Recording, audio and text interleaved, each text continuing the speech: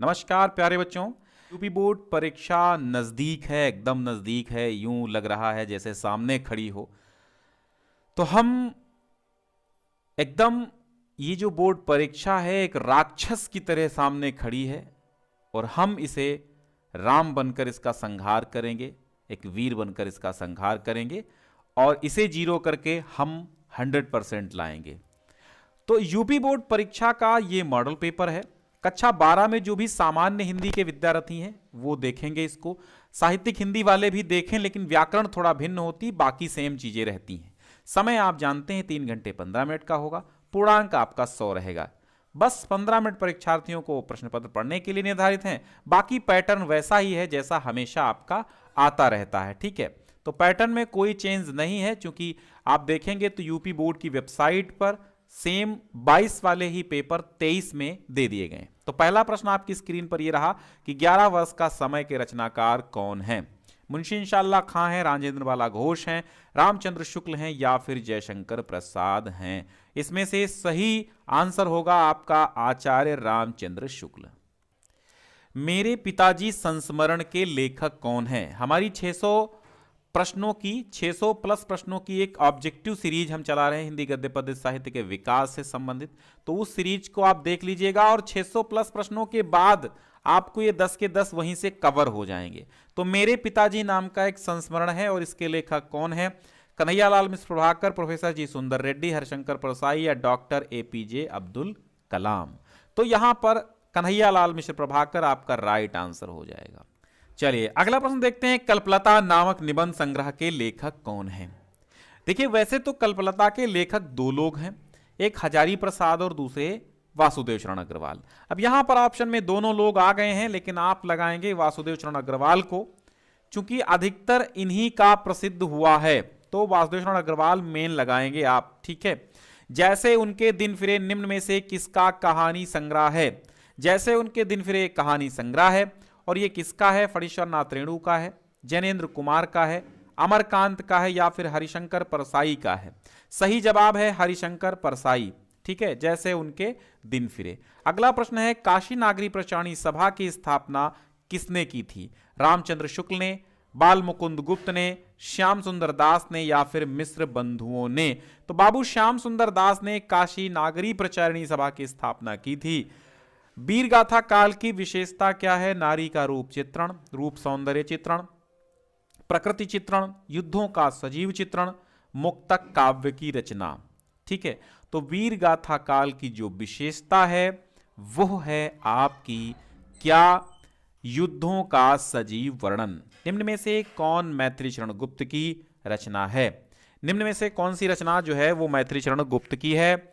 आंगन के पार द्वार अज्ञे की है और युगवाणी पंत की है और अनघ मैथिली शरण गुप्त की है, परशुराम की प्रतीक्षा दिनकर की है। तो पूछा क्या गया है, मैथिली शरण गुप्त की, तो आपकी हो जाएगी अनघ। ठीक है, अनघ लगा लीजिए। प्रयोगवाद को नई कविता की संज्ञा किसने दी थी। गिरिजा कुमार माथुर ने, केदारनाथ सिंह ने, अज्ञेय ने या फिर धर्मवीर भारती ने।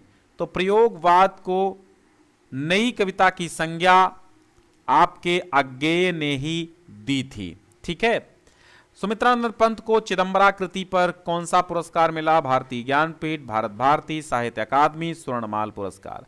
तो भारत भारती नहीं मिला था, भारतीय ज्ञानपीठ पुरस्कार चिदंबरा नाम की कृति पर मिला था।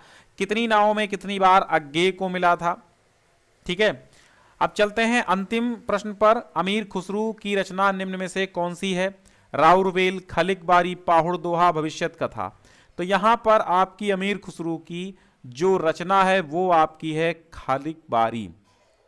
राउरवेल रोडा कवि की रचना है। पाहुड़ दोहा राम मुनि जैन मुनि राम सिंह की रचना है।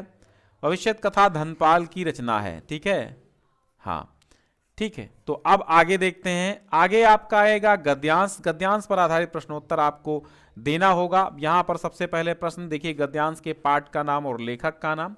कायदे से आप इसको पढ़िए।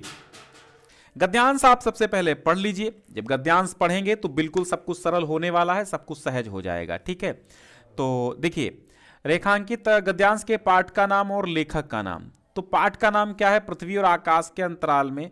तो यहां पर जो है आपका जो जवाब है वो सही जवाब क्या हो जाएगा कि पाठ का नाम आपका है राष्ट्र का स्वरूप और लेखक हैं आपके वासुदेव शरण अग्रवाल।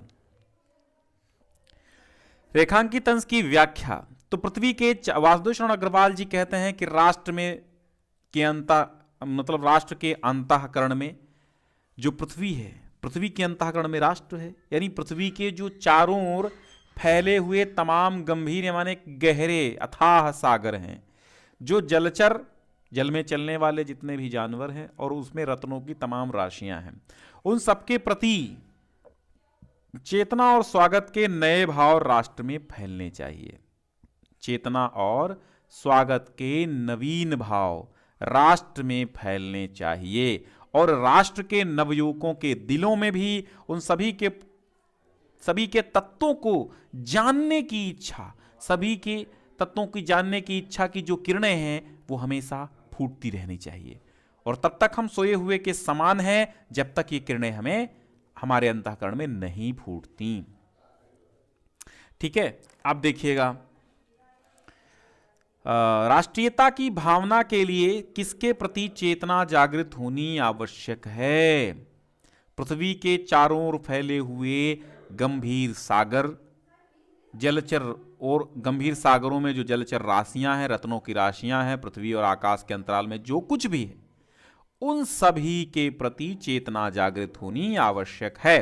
पृथ्वी और आकाश के बीच तथा समुद्र में कौन कौन सी अपार संपदा देखने को मिलती है? तो अभी हमने बताया कि जलचर रत्नों की राशियां हैं, ठीक है, गंभीर सागर हैं, चारों ओर फैले हुए समुद्र हैं और पहाड़ हैं, पर्वत हैं, जलचर हैं, रत्नों की राशियां हैं इत्यादि।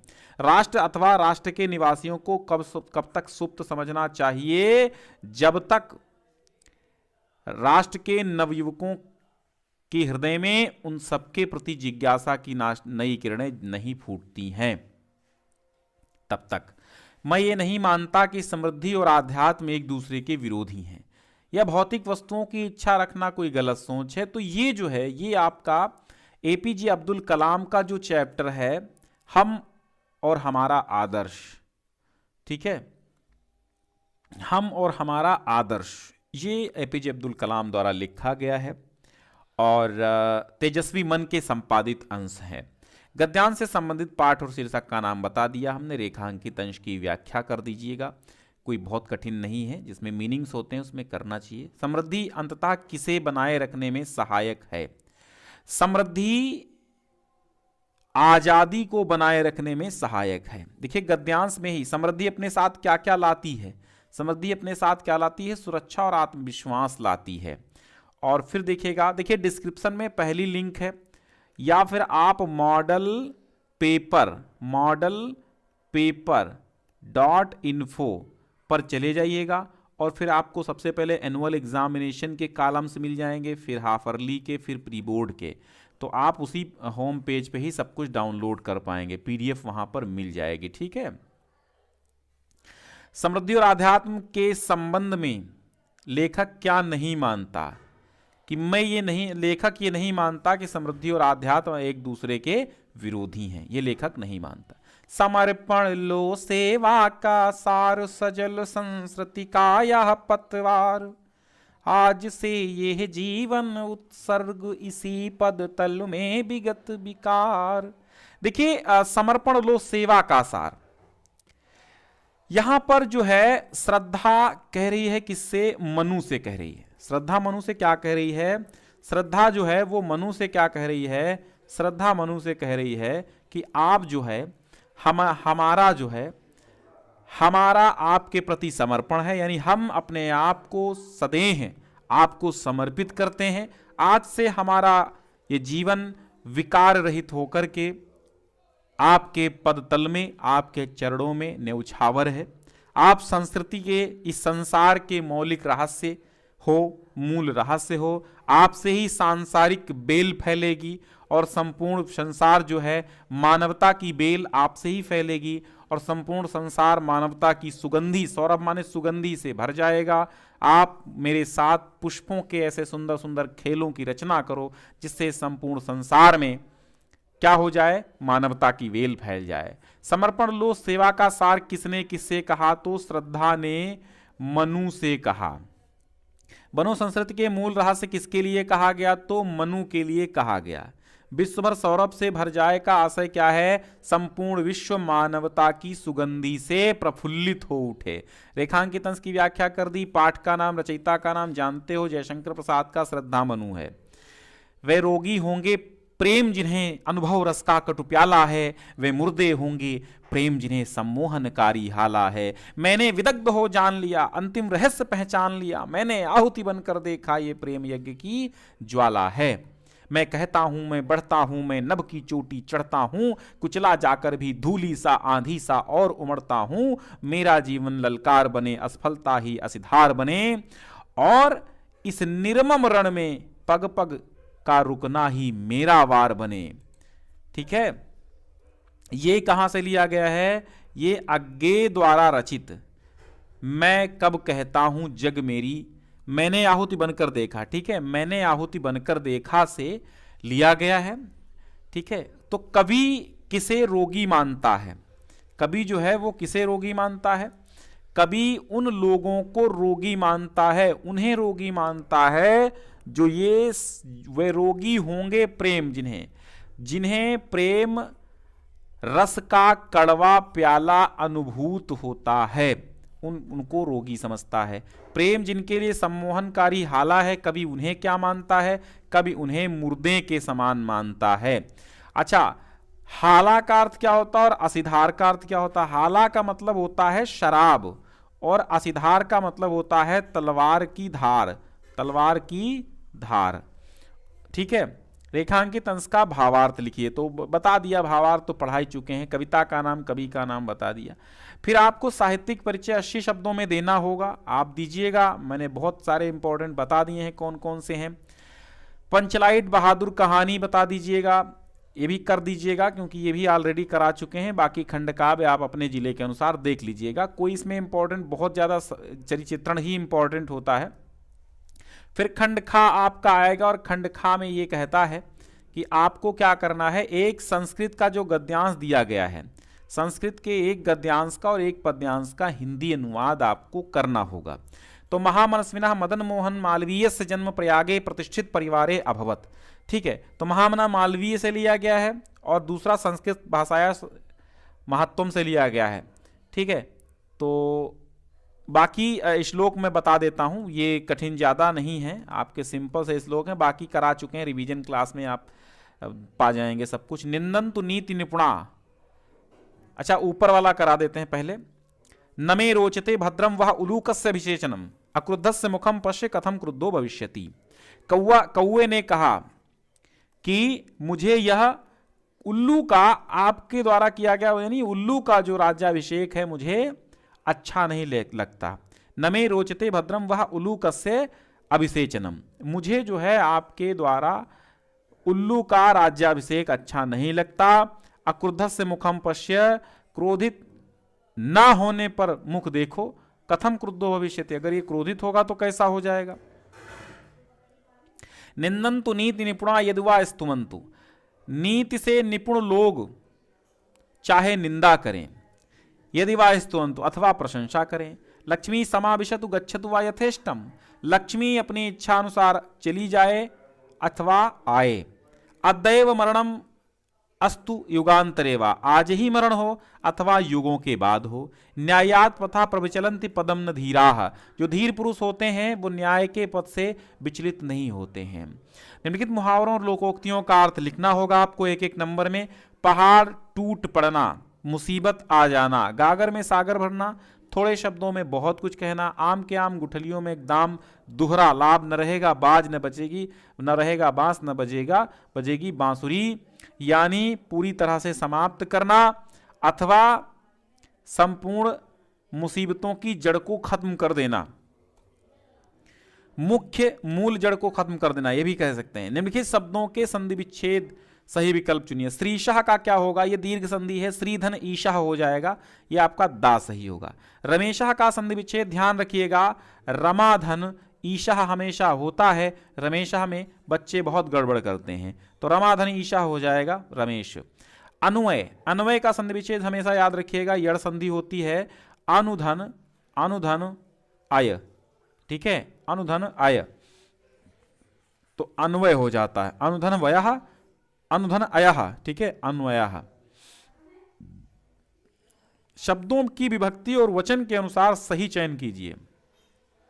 आत्मनि शब्द में विभक्ति और वचन है, आत्मनि, तो सप्तमी का एक वचन है, सप्तमी का एक वचन है। नाम रूप में प्रयुक्त विभक्ति एवं वचन है, नाम नाम, तो नाम में प्रथमा एक वचन है, ठीक है, इसका ऑप्शन देखिए, प्रथमा नाम नाम, हाँ द्वितीया का एक वचन, प्रथमा द्वितीया का एक वचन, नाम नाम नामना नामने, ठीक है, द्वितीया का एक वचन हो जाएगा। फिर देखिएगा निम्नलिखित शब्द युग्मों का सही अर्थ का चयन करके लिखिएगा। लक्ष्य और लक्ष्य, बहुत बड़ा अंतर है लक्ष्य और लक्ष्य में। देखिएगा लक्ष्य का अर्थ होता है लाख और लक्ष्य का अर्थ होता है आपका उद्देश्य, तो लाख संख्या और उद्देश्य। जघन और जघन्य का अर्थ क्या होता है? जघन और जघन्य, जघन्य अपराध होता है, यानी बहुत जघन्य अपराध किया आपने, तो जघन्य माने होता है गहित, तो जघन्य का अर्थ होता है निंदनीय, या देखो कायदे समझ लो, निंदनीय या होता है गर्हित, ठीक है, गर्हित ऐसे लिखा जाता है, गर्हित, निंदनीय या गर्हित। और जघन का अर्थ होता है जांघ, तो गर्हित या जांघ या गर्हित, यहां पे जांघ या गर्हित, ये आपका सा सही हो जाएगा।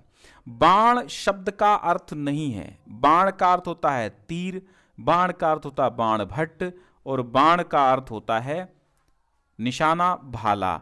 बाण का कौन सा अर्थ नहीं है ये बताना है, तो यहां पर जो है बाण का अर्थ जो है भाला नहीं होगा, बाकी निशाना भी बाण का अर्थ होता है। जड़ का अर्थ नहीं है, जड़ मतलब होता है मूर्ख, जड़ माने मूल, और जड़ माने अचेतन, जड़ माने पर्वत नहीं होता है, ठीक है, बाकी तीनों हैं।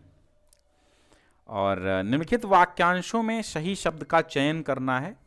जो आंखों के सामने हो तो प्रत्यक्ष, जिसे क्षमा किया जा सके तो क्षम्य।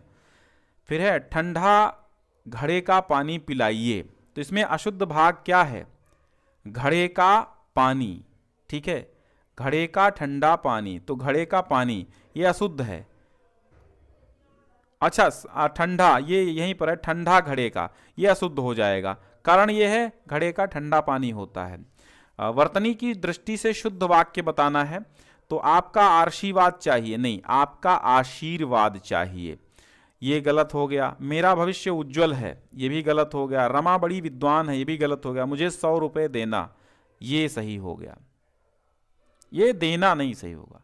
अच्छा शुद्ध वाक्य, वर्तनी की दृष्टि से शुद्ध तो यहां पर कोई भी वाक्य नहीं है। मेरा भविष्य उज्जवल है, ये भी उज्जवल में डबल जा है, इसलिए गलत है।